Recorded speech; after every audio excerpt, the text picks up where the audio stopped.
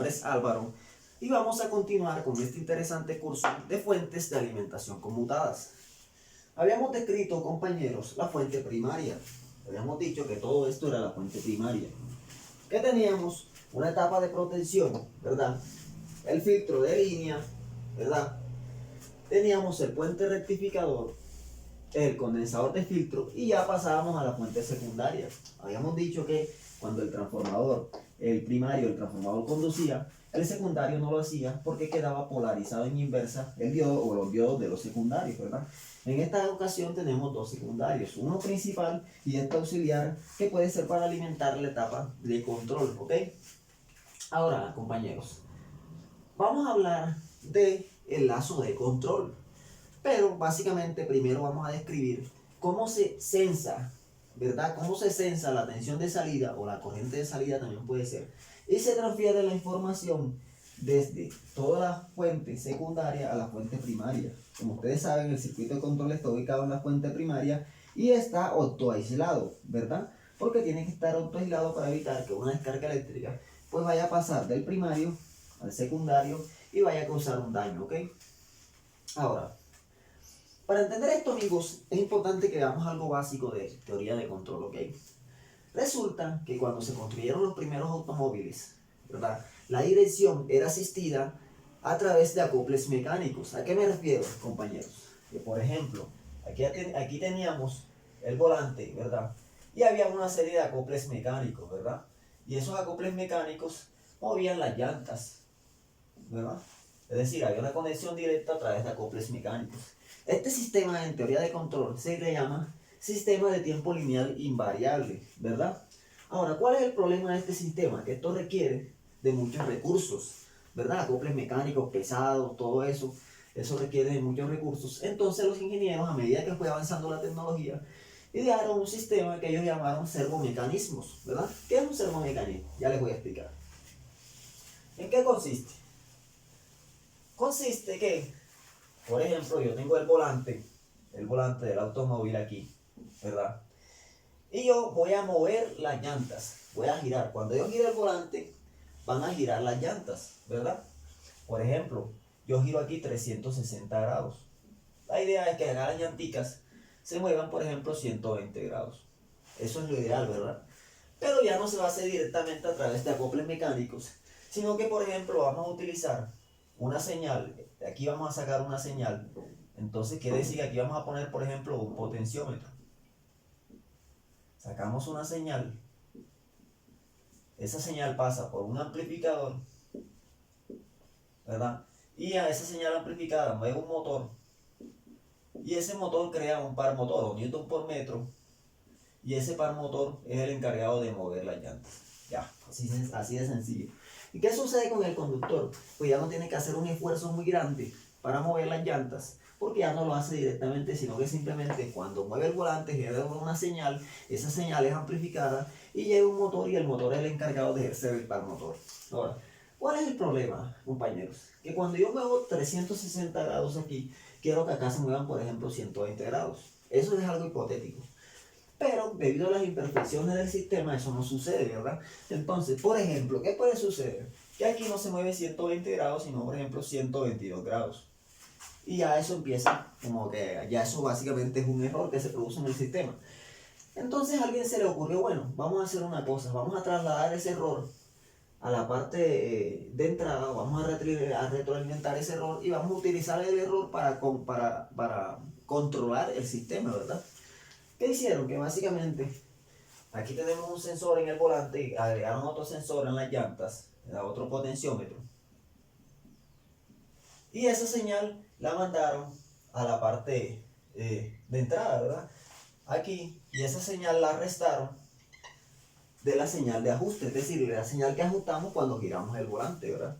Y básicamente esa señal de error es la encargada de controlar todo el sistema, de tal manera que puede suceder que a medida que sea el error grande, si el error es muy grande, se inyecta más potencia al motor para reducir el error. También puede suceder lo contrario, ¿verdad? Si el error es muy grande debido a que existe un error por encima de los 120 grados, es decir, 122 grados, puede suceder que haya que disminuir la potencia en el motor, ¿verdad? Y si ocurre lo contrario, pues puede suceder que pueda disminuir o se pueda aumentar, dependiendo del caso. Pero básicamente la señal de error se está restando del sistema, ¿ok? Eso básicamente en teoría de control, pues eso existen muchísimos diagramas y es un diagrama ampliamente difundido, ¿ok? Ahora, ¿qué tiene que ver esto con la fuente conmutada? Cuando giramos el volante vamos a establecer un punto de ajuste, ¿verdad? Ahora, en la fuente conmutada también necesitamos establecer un punto de ajuste. ¿Cuál es ese punto de ajuste? Pues la tensión de salida. Por ejemplo, si yo les digo que aquí necesitamos 10 voltios, esos 10 voltios básicamente son la tensión de ajuste. Ahora, 10 voltios es lo que yo necesito que exista en la salida de la fuente, pero resulta que esos 10 voltios están fluctuando, no son constantes, pueden ser 10.1 voltios, pueden ser 10.8 voltios, pueden ser 9.8 voltios, ¿verdad? Y eso es lo que no se quiere, lo que se quiere es que la tensión sea constante, ¿verdad? Ahora, básicamente, esta salida que está aquí, ¿verdad?, representaría el ángulo de salida de las llantas, ¿verdad? Este ángulo, la diferencia es que en el volante, pues ese punto de ajuste no es constante, pero en el caso de la fuente sí. Nosotros queremos que salgan 10 voltios. En este caso la salida representa el ángulo acá de las llantas, ¿verdad? ¿Qué tenemos que hacer nosotros? Tomar un sensor, ¿verdad?, y censar esa salida. Es lo primero que tenemos que hacer. Por eso, aquí ustedes ven este divisor de tensión, que es lo más sencillo que pueden encontrar, que básicamente va a censar y va a obtener una imagen de la tensión de salida, ¿verdad?, en tiempo real. Por ejemplo, si esa señal aquí, la tensión de salida aumenta su valor a 12 voltios, por ejemplo, un caso hipotético, aquí en el sensor se van a marcar, no se van a marcar 2.5 voltios, sino que se va a elevar, ¿verdad? Se va a elevar ese valor, porque básicamente el sensor está monitoreando la tensión de salida. Ok, ahora, en este caso, este divisor de tensión está configurado ¿para qué? Para que cuando existan 10 voltios en la salida, ¿verdad?, aquí en la salida del sensor existan 2.5 voltios. Es decir, que este espejo o esta señal que nos da el sensor es un cuarto de la tensión de salida de la fuente. ¿Estamos claros con eso? Ok. Ahora, ¿cómo establecemos el punto de ajuste en la fuente? Es decir, el equivalente de la señal de entrada. ¿Cómo lo establecemos? Pues a la diferencia es que ese punto de ajuste es constante.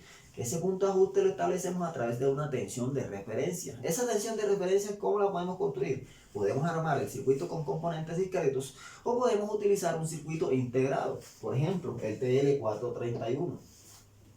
El TL431 va a ser encargado, esta bolita que está aquí, de restar la tensión de referencia del punto de ajuste. ¿Ok?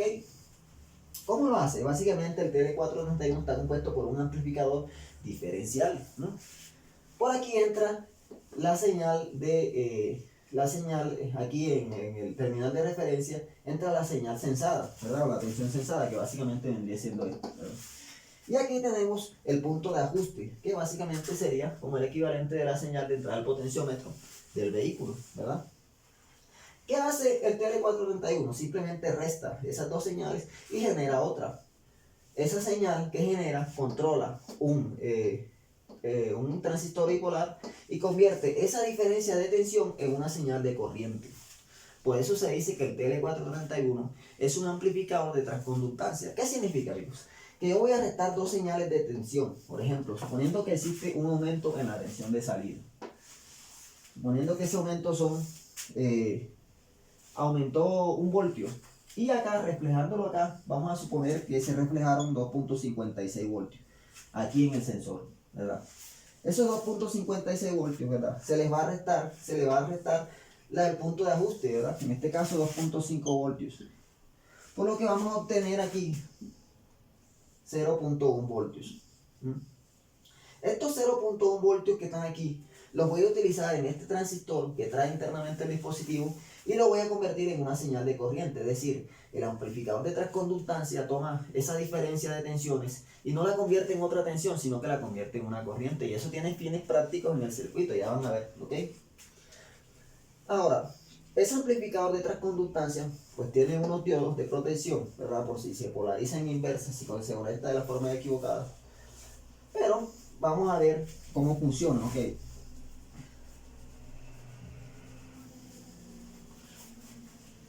El amplificador TL431 que vemos aquí, ¿verdad? Le entra la tensión que viene del sensor y esa tensión se va a restar a esa tensión se le va a restar el punto de ajuste, que básicamente es una constante, 2.5 voltios.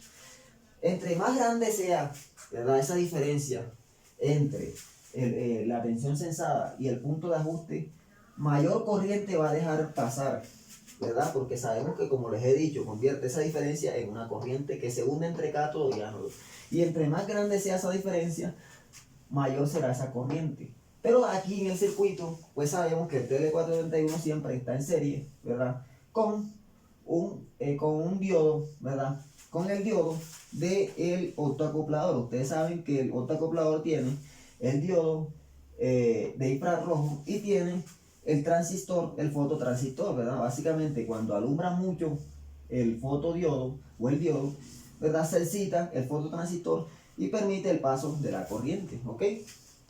Ahora, esto sucede cuando la tensión de salida sensada es mayor que el punto de ajuste, ¿ok? Bueno, ahora, analicen el circuito. ¿Qué sucede si ocurre lo contrario? Es decir, si la tensión, ¿qué sucede si la tensión de referencia o la tensión sensada es menor que el punto de ajuste?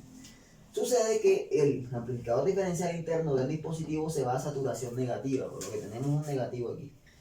¿Y eso qué consecuencia trae? Que sencillamente el TL431 no hunde ninguna corriente entre cátodo y ánodo. Es decir, no existe ninguna corriente. Es decir, él transmite información de forma indirecta cuando no existe corriente y lo hace de forma directa cuando sí existe corriente. ¿A qué me refiero, compañeros?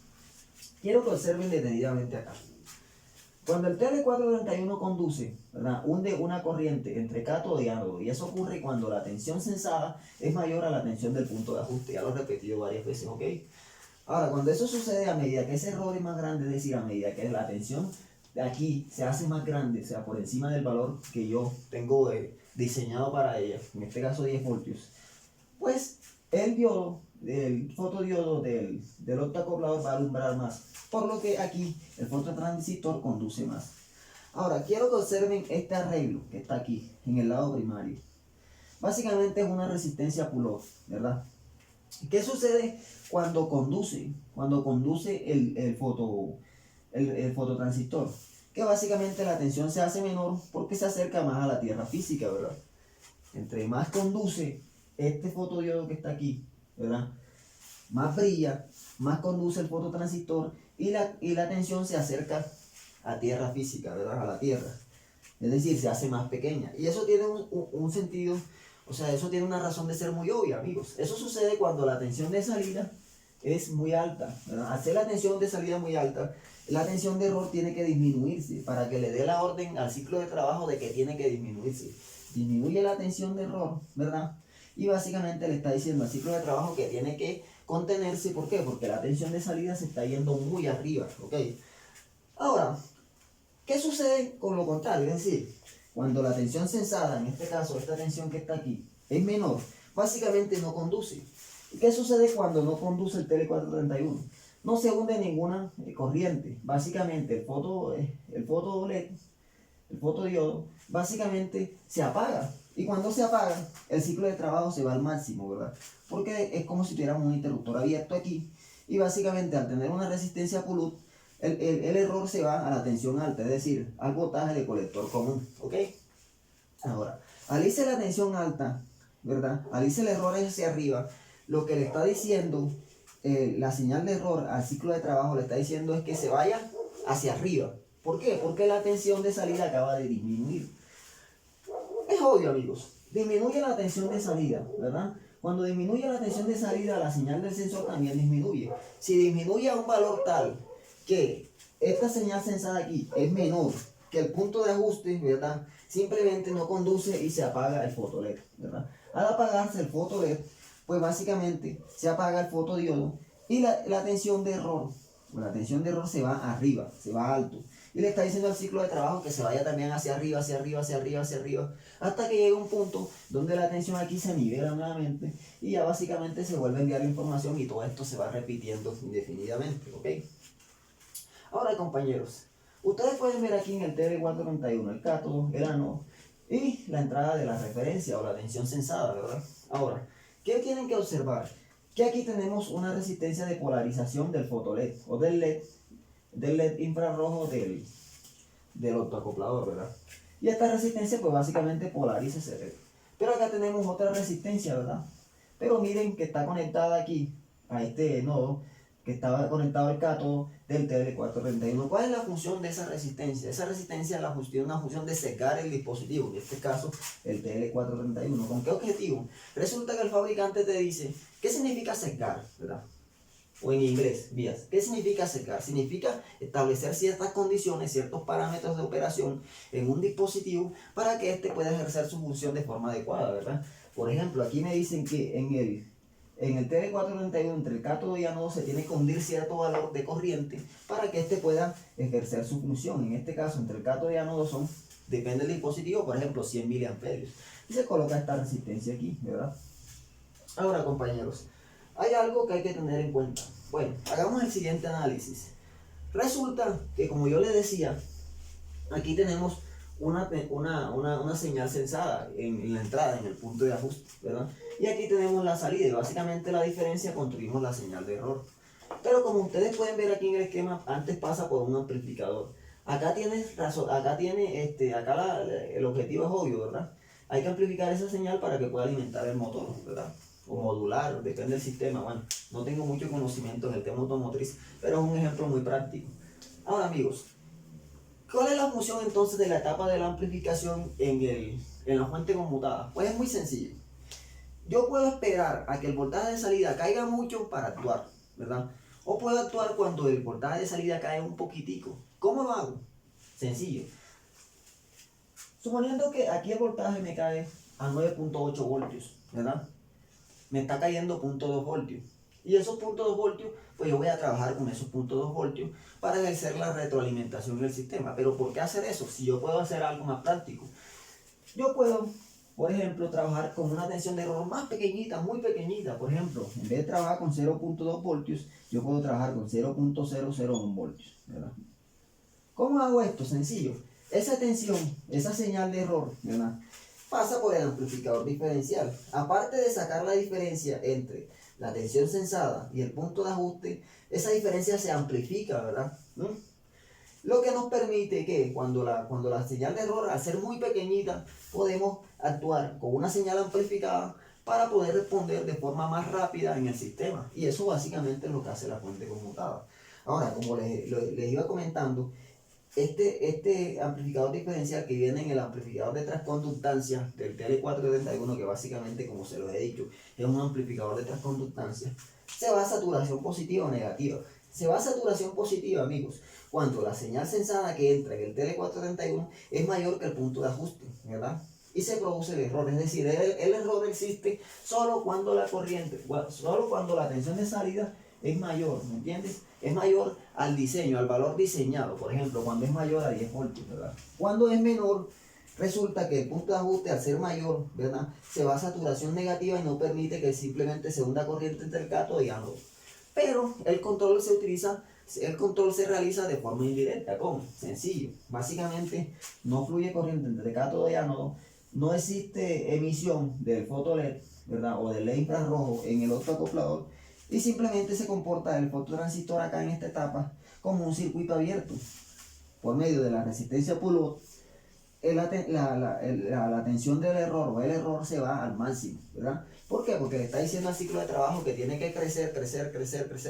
¿Hasta qué? Hasta que la tensión de salida se nivele al valor deseado. ¿Ok?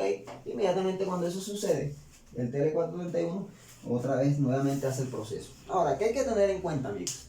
Todo este sistema de control es analógico, ¿ok? No es un pulso de ábrete y ciérrate. No es un pulso que diga, bueno, tienes que abrirte y tienes que cerrarte, no.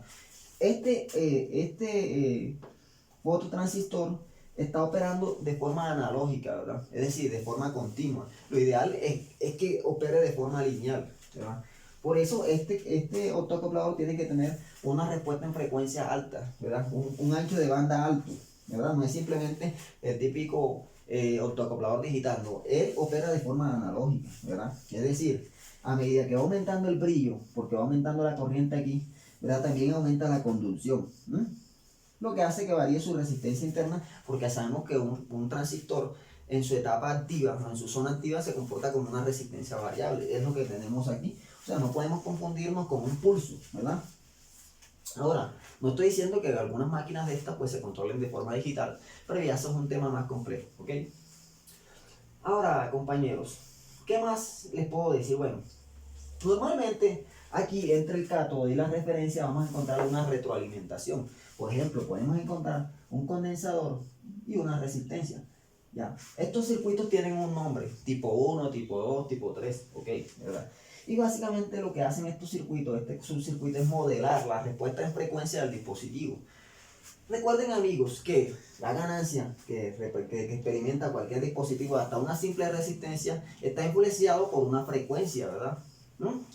Y si no se modela, la fuente puede irse a la inestabilidad, y entonces ya es una teoría un poco más compleja, ¿verdad? De hecho, ya ahí se utiliza frecuencia compleja, funciones de transferencia, polos, ceros y todo eso. Pero es un tema que a su debido tiempo pues lo vamos a tratar. De igual forma, acá también vamos a encontrar otro condensador, ¿verdad? Y algunos condensadores por ahí regados que básicamente modelan la respuesta en frecuencia del dispositivo. Bueno, ahora, ¿qué hay que tener en cuenta, amigos? Que la función del optotransistor o del optoacoplador es aislar, ¿verdad? Eléctricamente la fuente primaria de la secundaria por razones lógicas, ¿verdad? Para que una descarga eléctrica no vaya a pasar de la fuente primaria a la fuente secundaria, ¿ok? Entonces, ahora, también necesitamos que no exista ningún tipo de conducción eléctrica, pero también necesitamos filtrar el ruido, ¿verdad? Por eso es muy común encontrar entre la tierra primaria, normalmente llamada tierra caliente o tierra GND caliente, y el GND frío. Es siempre normal encontrar un condensador Y que une las dos tierras, ¿verdad? Básicamente es desacoplar una forma de interferencia electromagnética que puede irse a la fuente secundaria y puede ser peligroso, ¿ok? Ahora, hay que tener en cuenta algo, la tierra caliente, la tierra fría en este caso es independiente de la tierra caliente, como les he dicho.